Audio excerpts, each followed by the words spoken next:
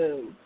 That's what his what? logic was, is that he said that they couldn't have filmed anything because the film could not, and I'd have to re-listen to the show, and he said that they couldn't have filmed anything because the film would not last on the moon.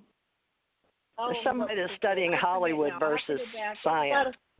About a month ago, and this was a gentleman that was saying that the moon never happened, never will happen. We're not in space. Oh my goodness! It's very interesting. I wish I could have had. Yeah. No, those are people that.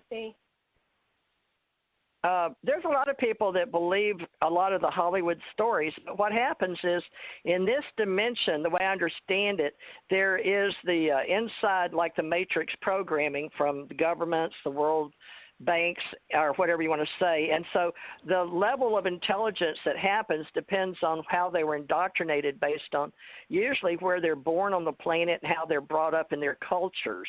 So there's all type of culture wars. But here in America, after World War II, during the well, back in the day, back when all these different, we'll go into ancient history.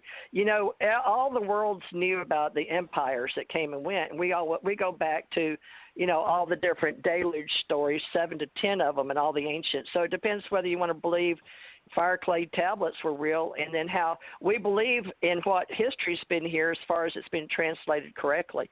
But now we're finding all the pictures of the dinosaurs and men's feet, walking with dinosaurs and stuff. So we're finding a lot that we thought one way, and how men that won the wars, if you go back to the study of wars on the planet, it all came from my extraterrestrial gods anyway. The gods versus the demons, and then the angel stories and the watchers and the fallen ones and the 200 and the Anunnaki stories. It's all the same energy, just depends on who was telling the story. But a lot of them get the different colors of the aliens from the Indian stories and the Hindu and the Mahabharata, right? The Mahabharata has so many of the older extraterrestrial stories. But then Zachariah Sitchin made it famous with the 12th planet. Yeah. Well, Sitchin stuff, people think Sitchin stuff, he went around the world. He physically, during his youth, he went around to all the different places.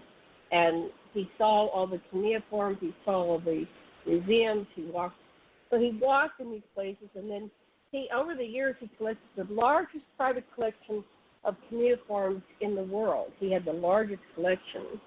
And so then he had all the time in the world to spend with these cuneiforms, and he knew how to translate, so but there were other people translating, Kramer, most of the major universities had their digs, and they were coordinating information, and then the computer era came along, so now there's a number of websites. Well, look at the Catholic Church, too. The translations, right. But, of course, Catholic Church wants to control the narrative, so they control the story.